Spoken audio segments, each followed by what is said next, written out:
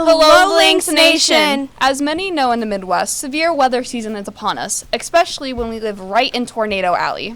This severe weather started as early as January 3rd in California, but it was confirmed to be an EFU, which is an EF unknown. Speaking of an EF, let's talk about the EF scale. The Enhanced Fujiya Scale, or EF scale, is a system used to rate tornado intensity based on the wind speed and damage they cause.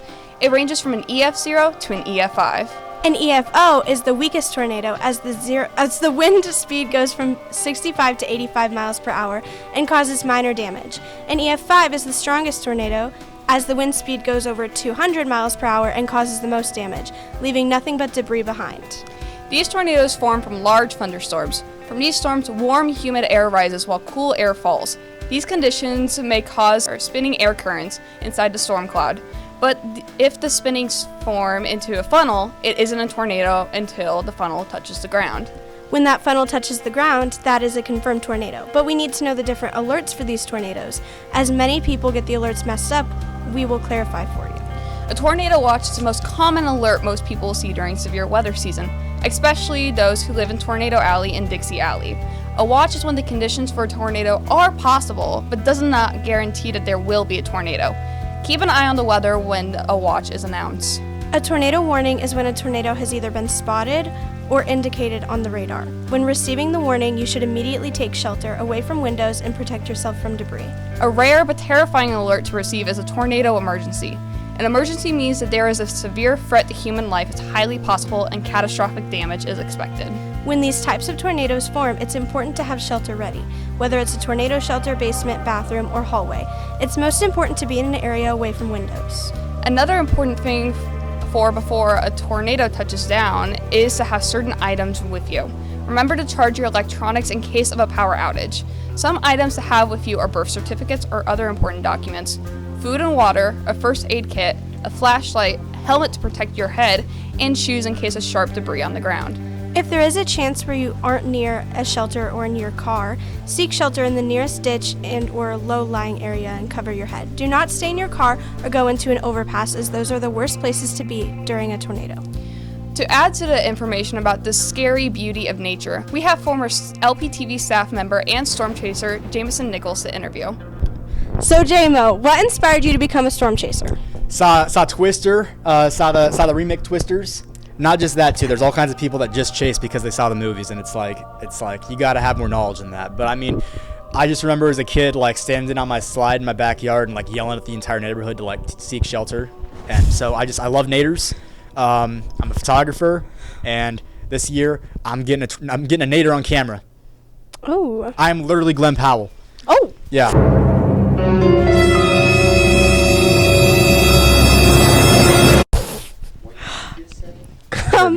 What steps do you take in preparing for a tornado chase? You obviously got to know, like radar, you got to know what you're looking at. So I have numerous different sites or like models that I look at. Some of them I actually pay for. And you just got to kind of know what to look for. Rotation, warm drafts, cold drafts, there's all kinds of things that go into it. It's also a really good course of action to take to chase with somebody. Doing it alone is pretty dangerous. So I actually formed a team out in Nebraska, and with all kinds of other college students, and we just go around and we chase. So that's cool. As a storm chaser, what signs or conditions do you look for when predicting the formation of a tornado? Like I just said, you got to look for rotation. That's a big one.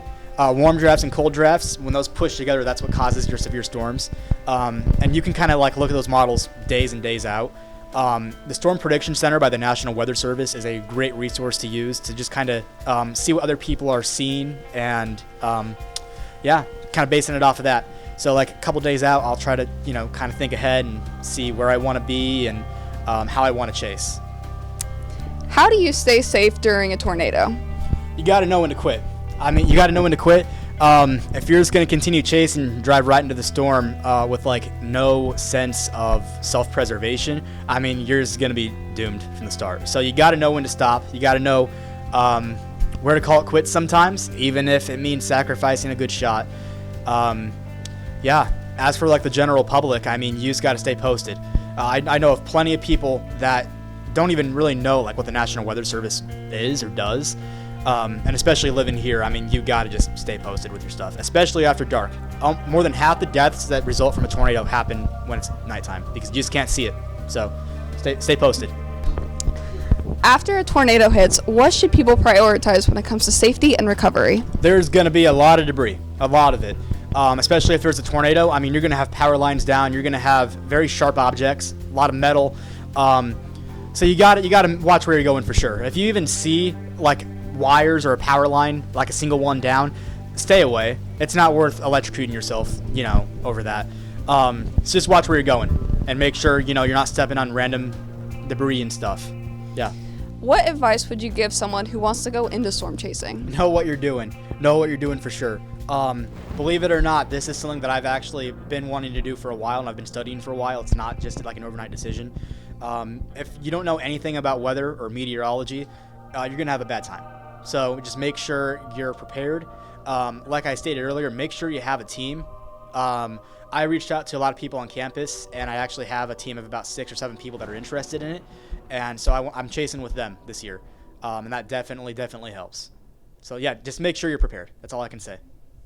Thank you for coming in. Thank you, Val. Thank you again, Jamo, for answering our questions. Have a safe storm chasing season. Speaking of storm chasing, the timing couldn't be more relevant.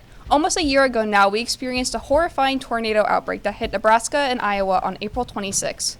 There was an EF4 that hit Elkhorn, Nebraska, and an EF3 that hit Minden, Iowa, destroying these towns. There was sadly one fatality from this outbreak and over $2.1 billion worth of damage. We also had one of the worst tornadoes to hit Iowa in a long time. The Greenfield tornado hit Greenfield, Iowa on May 21st, 2024, and it was officially confirmed to be an EF4, but it has been argued to be an EF5 due to the fact that it is one of the highest wind speeds confirmed in a tornado. With the speeds being over 300 miles per hour, this disaster sadly had 5 fatalities and caused roughly $31 million worth of damage. So far this year, Iowa has only had one EF0 tornado, which hit Wilton, Iowa on March 14th. But it is still important to be prepared for this season, as there have been at least 19 reported tornadoes to have hit the United States this year already. And as of April 2nd, 2 EF3 tornadoes have hit Arkansas. We hope that this episode informs you, the viewers, on preparation that can be taken during this severe weather season. I'm Haley. And I'm Val. Reporting for LPTV. Stay safe out there.